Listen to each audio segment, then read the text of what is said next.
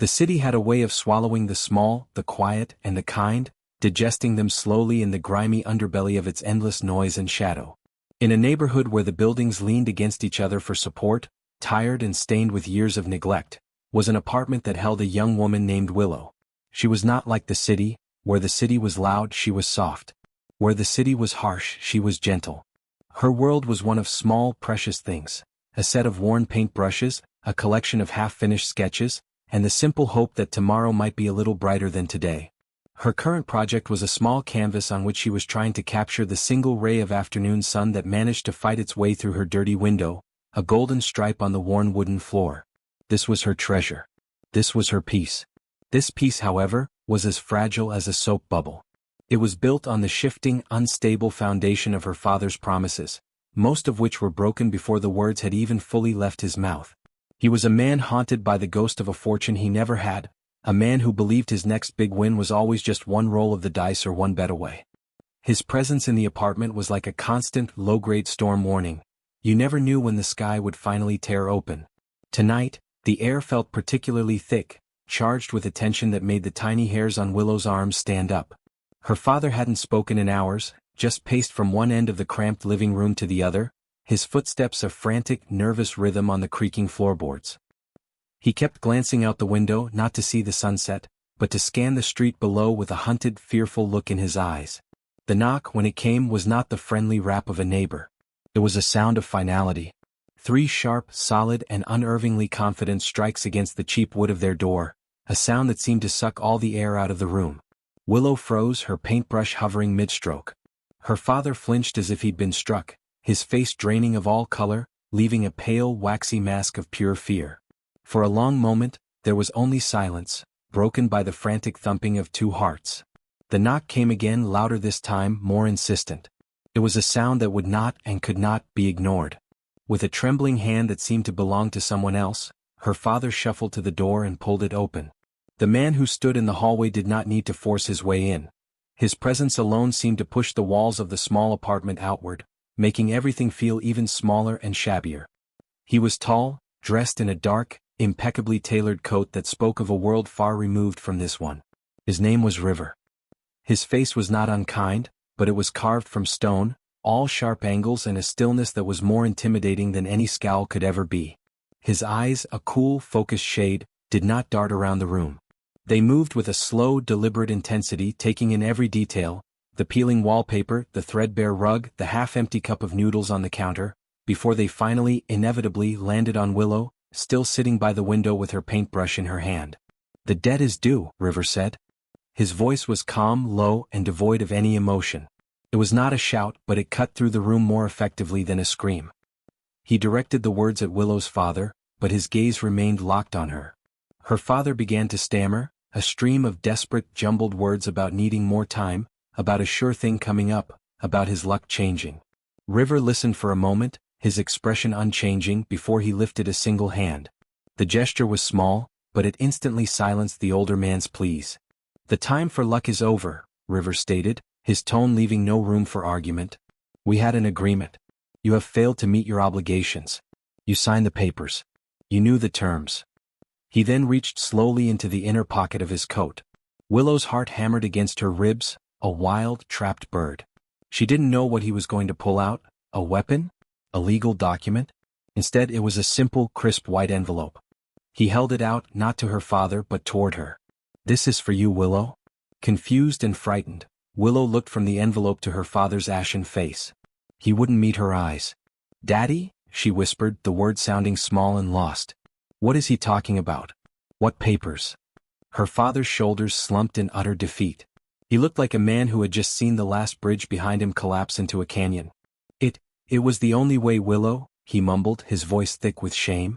"I had no choice. The money he gave me. I lost it. All of it. This was the backup plan. The collateral." The word hung in the air, ugly and cold. Collateral. Willow's mind raced, trying to make sense of it. Collateral was for cars and houses. Not for people. Not for daughters. She looked back at River, who still held the envelope out to her. His gaze was unwavering. "The agreement was that if your father could not repay his debt, you would come to live with me," he explained, as if he were stating a simple, uninteresting fact. The debt has not been repaid. Therefore you will come with me. The world seemed to tilt on its axis. The paintbrush slipped from her numb fingers, leaving a tiny, forgotten smudge of gold on the floor. Live with him? This cold, silent stranger? It was an idea so monstrous, so impossible, that it took her breath away. This wasn't a discussion. It wasn't a request. It was a transaction, and she was the item being traded. She felt a hot wave of shame, then a cold surge of anger. She was not a thing to be sold. She was a person. You sold me? The question was directed at her father, her voice trembling with a hurt so profound it was almost physical. Willow, please, you have to understand, he began, but his words were empty, meaningless noises. River took a single, slow step into the apartment. He finally lowered the envelope, placing it on the small table by the door. Get your things, he said to her, his voice still that same infuriatingly calm monotone. Just the things that are important to you. You won't need anything else. He looked at her, really looked at her, and for a fleeting second she thought she saw something flicker in those cool, focused eyes. Not cruelty, not malice, but something more complex, something she couldn't name. It was gone as quickly as it appeared. You're coming with me, he said, and this time, it was not just a statement of fact. It was a command. It was the sound of her old life ending. The car that carried Willow away from the only life she had ever known was a silent, rolling vault, its interior so hushed and insulated that the chaotic, noisy world outside seemed to be playing out on a muted television screen. She sat as far from River as the spacious leather seat would allow, her body pressed against the cold window, watching the familiar grimy streets blur and then vanish, replaced by wider, cleaner avenues and eventually, by towering gates and long winding roads that snaked through landscapes so meticulously manicured they looked more like paintings than real places. He did not speak to her during the entire journey. He simply stared ahead or occasionally glanced at a screen on his phone, his profile a stark, unreadable mask in the dim light of the car. Willow's mind was a frantic, swirling storm of fear, anger, and a deep, aching sense of betrayal. She replayed the scene at the apartment over and over, each time feeling the same hot shame wash over her. She was a piece of property, a debt paid, a problem solved. The finality of it was a heavy, cold stone in her stomach. When the car finally glided to a stop, it was not in front of a house, but before a structure so grand and imposing it could only be described as a fortress of glass and steel, all sharp, modern angles and vast, transparent walls that reflected the darkening evening sky. It was breathtaking and it was utterly terrifying. A man in a crisp suit opened her car door, his face as neutral and expressionless as River's. Without a word, River led the way inside, his footsteps echoing on the polished marble floor of an entrance hall so vast her entire apartment could have fit inside it twice over. The air smelled of lemon polish and something else, something clean and empty. There were no family photos on the walls, no messy piles of mail on tables, no signs that a real living person with joys and sorrows and a messy life actually called this place home. It was perfect, and in its perfection, it was completely and utterly cold. This is where you will live, River said, his voice cutting through the immense silence. He didn't gesture grandly or offer a tour. He simply stated it as a fact the same way one might state that the sky is blue. You are not a prisoner. You may go anywhere on the property grounds. However, you will not leave the grounds unless I am with you. Is that understood? His tone was not unkind, but it was firm, leaving no room for negotiation. It was the voice of a man who was used to being obeyed without question. He then led her up a wide, sweeping staircase that seemed to float in the air, down a long, quiet hallway and stopped before a door. He opened it and stepped aside.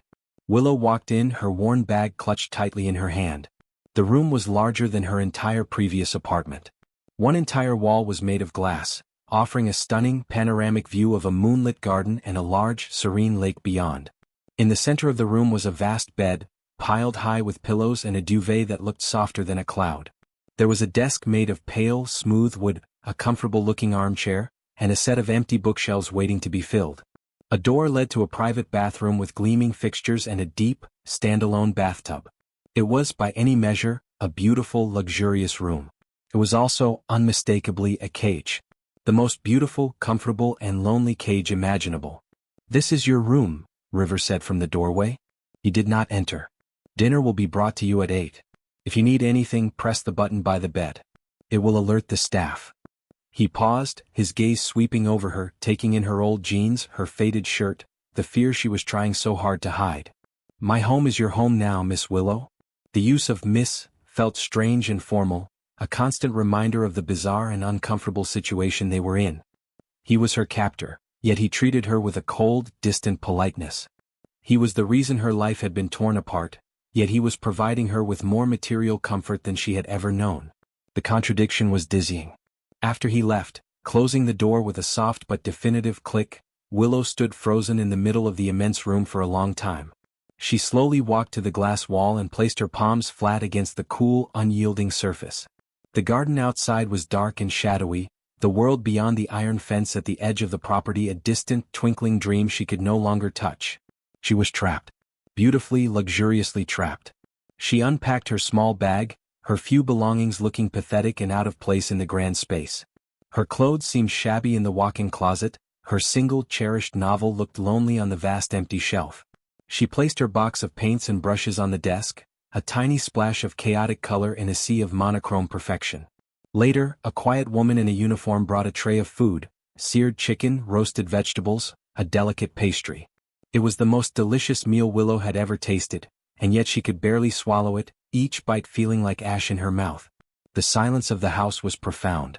There were no sirens, no shouting neighbors, no creaking pipes, just a deep, unnerving quiet that seemed to press in on her eardrums. She wondered what River was doing. Was he in some other part of this massive house, sitting in another perfect, silent room? What did he want from her? Why go through all this trouble? The questions circled in her mind, finding no answers, only the cold, hard reality of the glass wall in front of her. She was here in this gilded cage because of a deal. And she had no idea what the final price would be. The first week in the great, silent house passed with the slow, heavy rhythm of a forgotten clock. Willow existed in a state of suspended animation, moving between the overwhelming comfort of her bedroom and the stark, museum-like quality of the main living areas. She saw River only in fleeting, formal moments, passing in the vast hallway, or when he would briefly ask if her room was adequate or if she needed different food. His questions were polite, but they were the same kind of questions a hotel manager might ask a long-term guest. He called her Miss Willow, and the title built a wall between them as effectively as any of the property's high fences.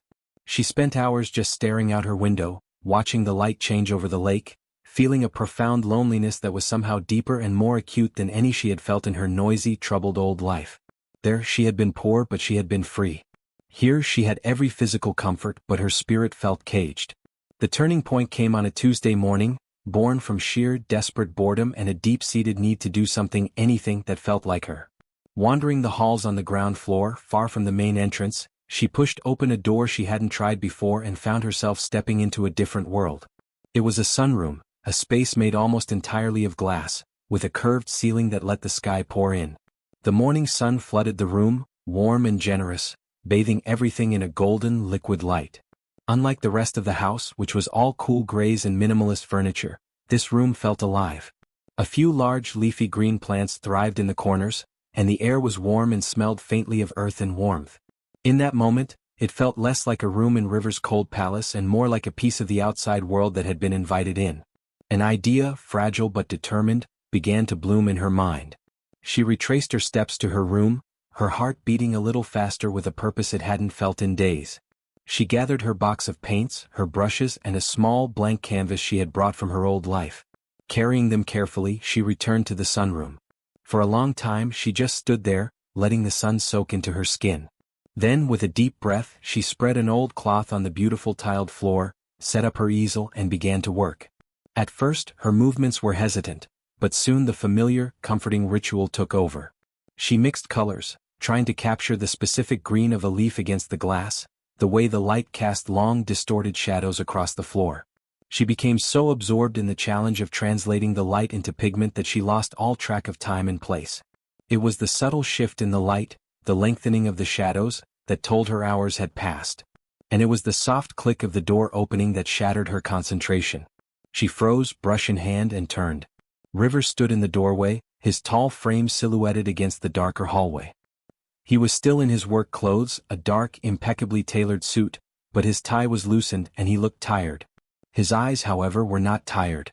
They were wide with a surprise that seemed to genuinely disarm him.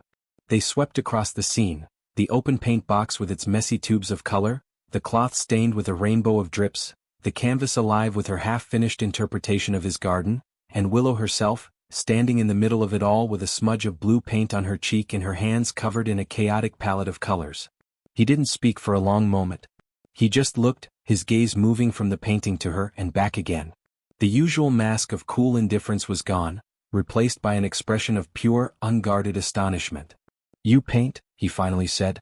It wasn't a question but a statement of discovery, as if he had just uncovered a fundamental and unexpected truth about the universe.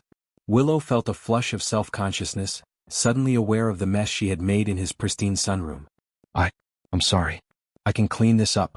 I didn't mean to make a mess in your house." He took a few steps into the room, his eyes still fixed on the canvas. He moved closer, not to her, but to the painting, studying it with an intensity she had never seen him direct at anything before. "Don't apologize," he said, his voice quieter than usual, almost a murmur. "I haven't seen this room look so full of life in a very long time." He gestured vaguely to the empty, perfect house around them. "All of this is just things. Arrangements of wood and glass and stone. But this." He looked from the painting on the canvas to the real garden outside as if comparing them. "You're seeing it? You're not just looking at it." The simple observation, the fact that he had seen her in the act of creating, and not just the creation itself, broke through a wall inside her. For the first time she wasn't just Miss Willow, the problem he had acquired. She was a person with a passion he could recognize. Emboldened by his reaction, she asked the question that had been burning inside her since the moment he appeared at her father's door. "Why am I here, River? Really? If you didn't want a prisoner and you don't seem to want anything else from me, then why? Why go through all of this? Why bring a stranger into your home?" He was silent for so long she thought he wouldn't answer.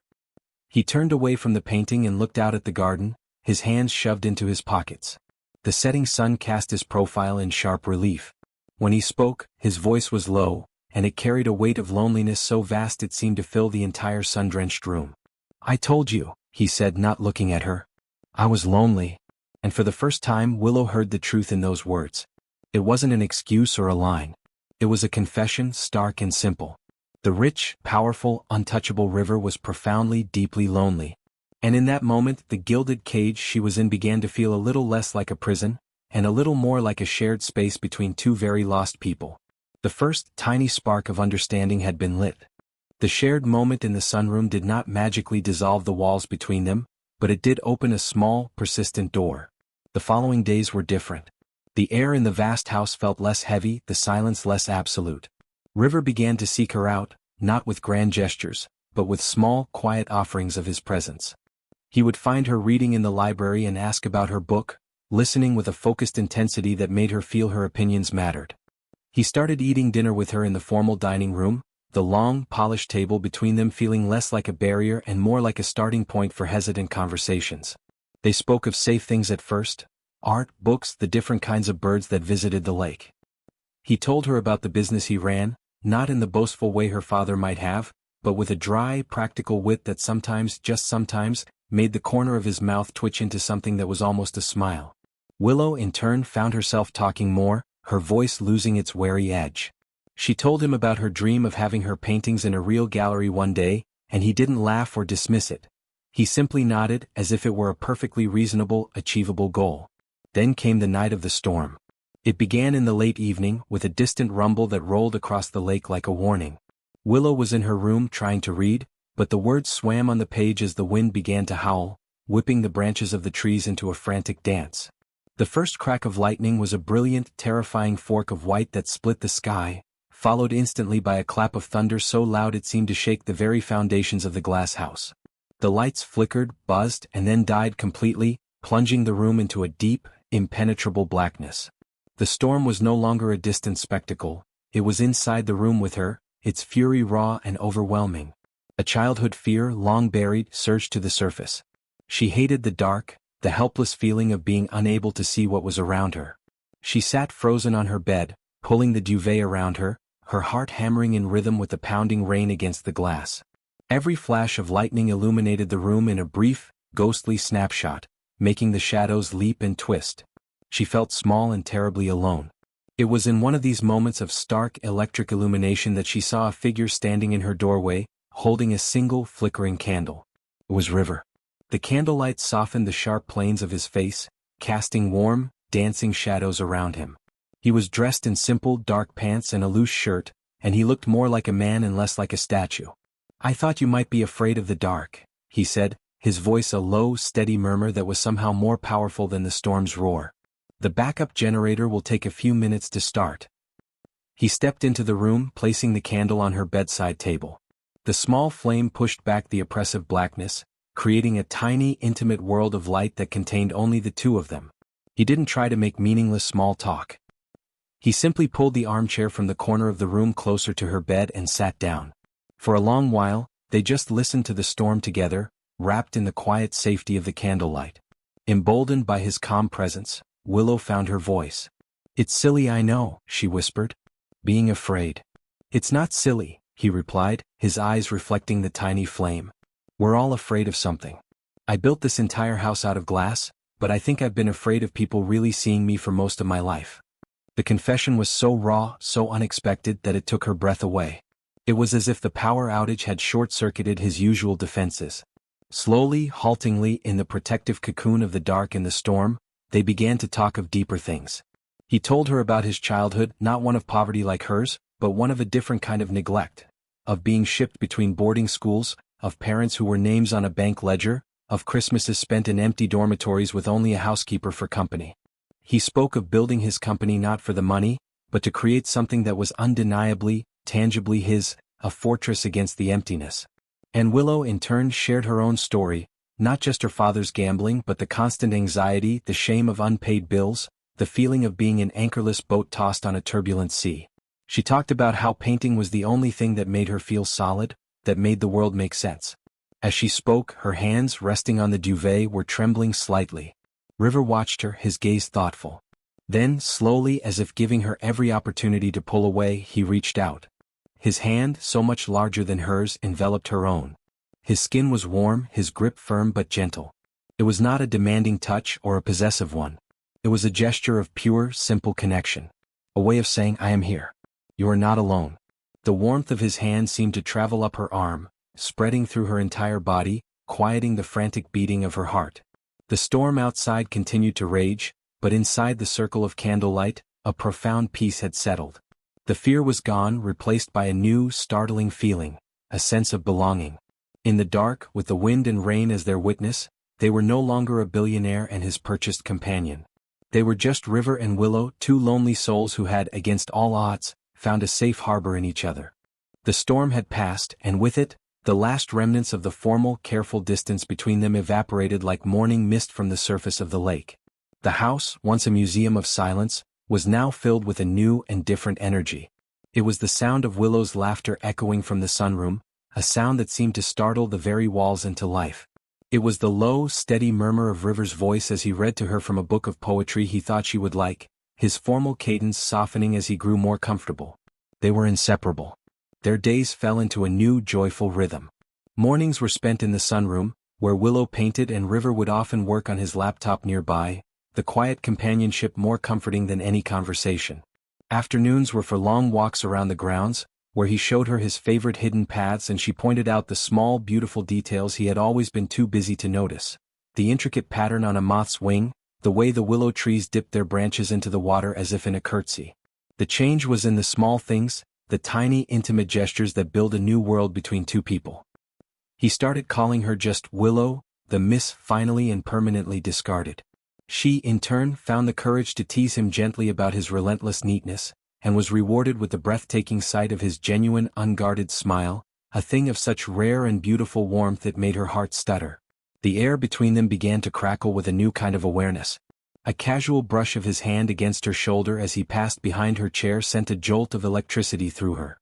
The way he would look at her from across the room, his gaze no longer cool and assessing, but warm and intensely focused, made her breath catch. The spacious house began to feel smaller, the space between them charged with a silent, humming anticipation. It all came to a head on a perfect, golden evening. They were in the sunroom, which had truly become her sanctuary, their sanctuary. The sun was setting, painting the sky in fiery streaks of orange and deep violet, the colors reflecting on the still surface of the lake.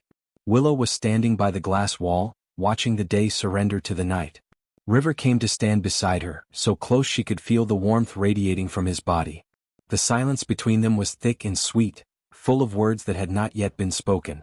"Before you," he said, his voice husky in the quiet room, "this was just a view. It was an asset, something that increased the property value." He turned to face her, his expression serious, his eyes searching hers. "Now, when I look at it, I see it through your eyes. I see the colors you would use. I see the life in it. You've changed everything, Willow." Her heart was beating so loudly she was sure he could hear it. She turned to face him fully, looking up into his face, which was now so familiar, so dear to her. He lifted a hand and slowly, so slowly, brushed his knuckles against her cheek, a touch so tender it made her eyes prickle with unshed tears. His thumb traced the line of her jaw, and she leaned into the touch, a silent permission. His gaze dropped to her lips, and the question in his eyes was clear. She answered it not with words, but by letting her own eyes flutter closed. The kiss was not rushed or demanding. It was a slow, gentle exploration, a soft and lingering pressure that spoke of reverence and a long-suppressed longing. It was a question and an answer all at once. When they finally broke apart, both of them were breathless.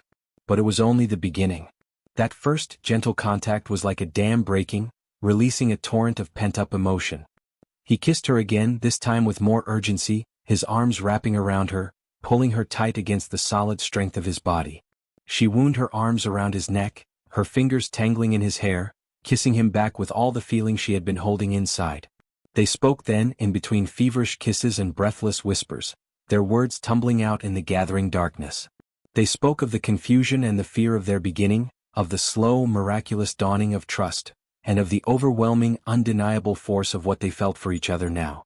They learned the landscape of each other in the dim light, their hands tracing new, intimate territories, their whispered confessions sealing a bond that felt more real and more solid than any signed paper ever could. The glass house, once a cage, now held them in a protective, private universe where the only thing that mattered was the truth they had found in each other's arms. The world that had been built in the sunroom and sealed with whispers in the dark was a fragile, beautiful bubble, and like all bubbles, it was destined to be tested. The test came on an otherwise ordinary afternoon, in the form of a shrill, insistent buzzing from the front gate intercom. The housekeeper's voice, slightly tense, came over the speaker system, informing River that there was a man at the gate, a Mr. Miller, demanding to see his daughter. The name landed in the serene space of the sunroom like a shard of broken glass. Willow's blood ran cold. The happiness that had felt so solid and real just moments before suddenly seemed thin and precarious. She hadn't thought of her father in weeks, had deliberately pushed him to the farthest corner of her mind, a painful memory from a life she was trying to transcend. River's face, which had been soft and open as he watched her paint, hardened instantly into the unreadable mask she remembered from their first meeting. His jaw tightened. "Tell him to leave," he said into the intercom, his voice cold and flat. But the voice from the gate crackled back, saying the man was causing a scene, shouting and refusing to move. A heavy silence fell between Willow and River. She could see the storm gathering in his eyes, a protective, possessive anger that both frightened and comforted her.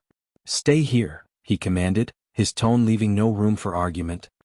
He strode from the room, and against his direct order, Willow found her feet moving, following him at a distance, her heart a frantic drum in her chest.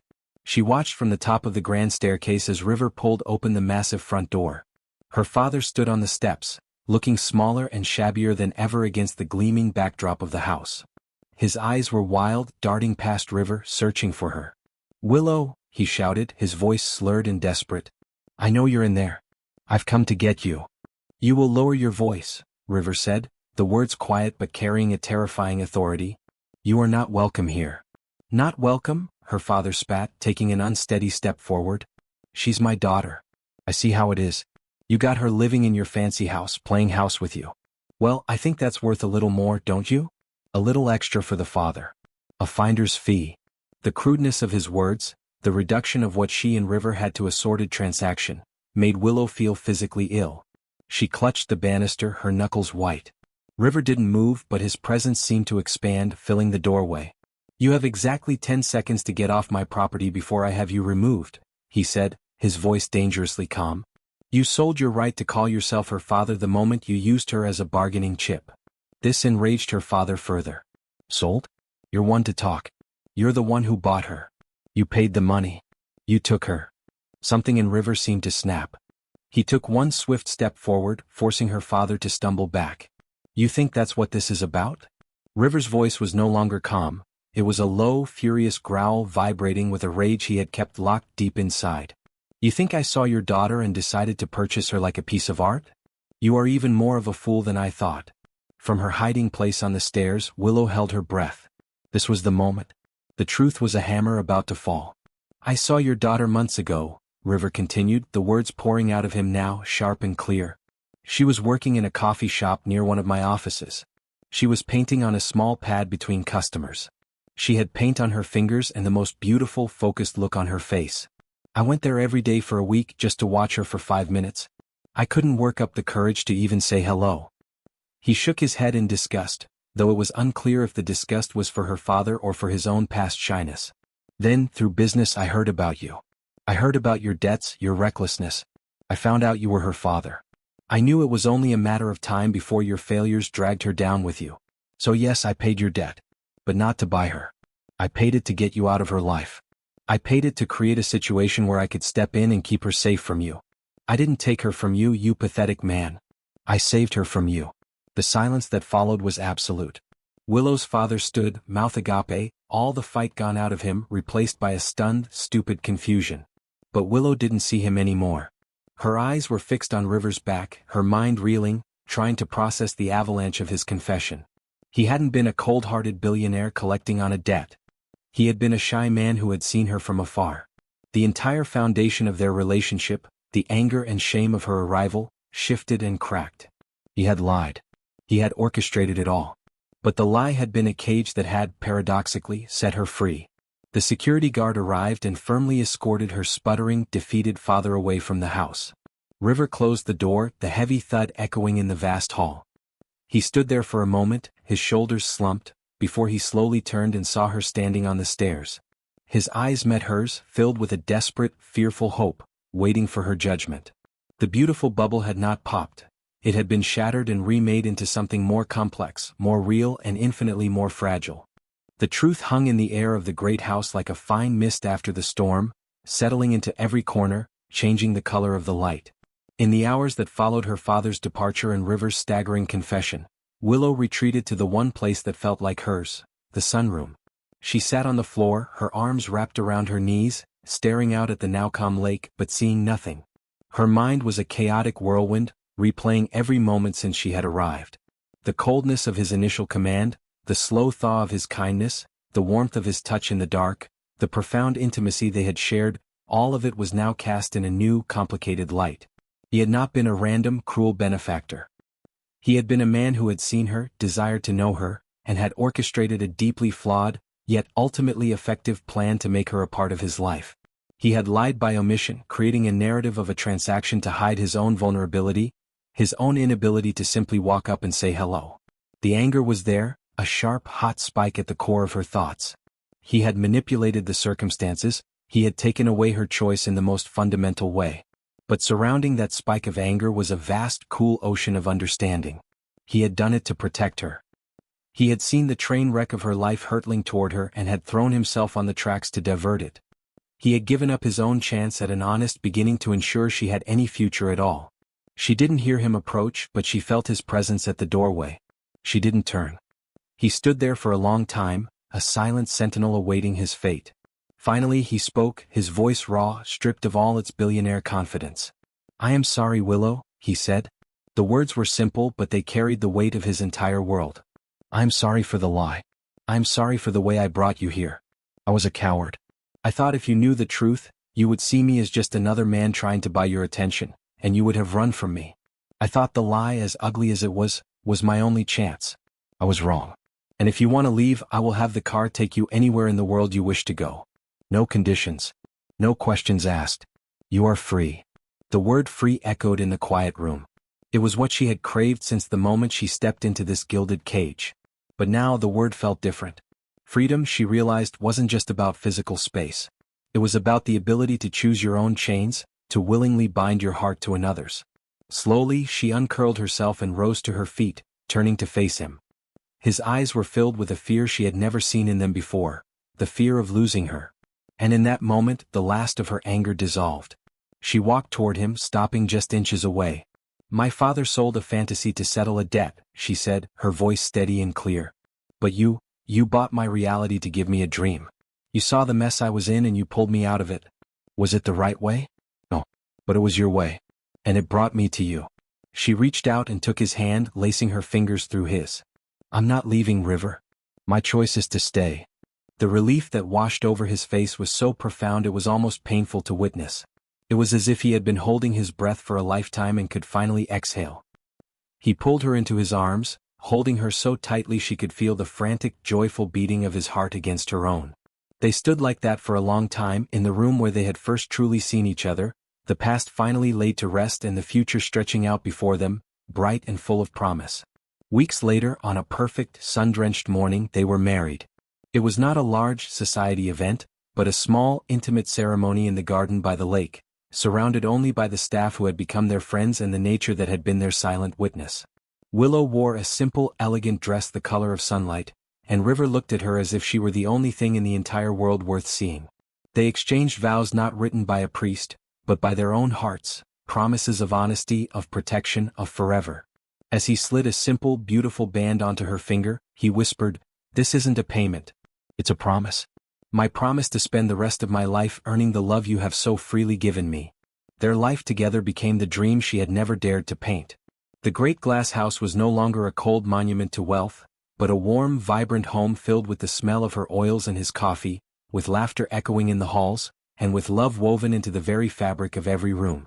Willow's paintings, once confined to a small sunroom, began to fill the walls, and eventually River, true to his word, helped her secure her first gallery showing. The girl who had been sold to settle a debt had become a celebrated artist, cherished and adored by the man who had once been too shy to speak to her. They had traveled a strange and twisted path to find each other, a path that began with a lie and a debt, but it had led them, against all odds, to a truth more powerful than any they could have imagined. That love is not about the price paid but the value found, and that sometimes the most beautiful beginnings are hidden inside the most painful endings. Their story was one of rescue, not just of her from a life of struggle, but of him from a life of loneliness, and together, they had built a forever that was entirely, uniquely their own. If you were swept away by the unexpected journey of River and Willow, from a painful beginning to a beautiful forever, then you won't want to miss a single one of the unique love stories we have waiting for you. Subscribe to the channel for regular new chapters of romance, drama, and heartwarming endings. Dive into a world where every click brings a new adventure and every story reminds you that love can be found in the most surprising places. Your next favorite story is just one subscription away.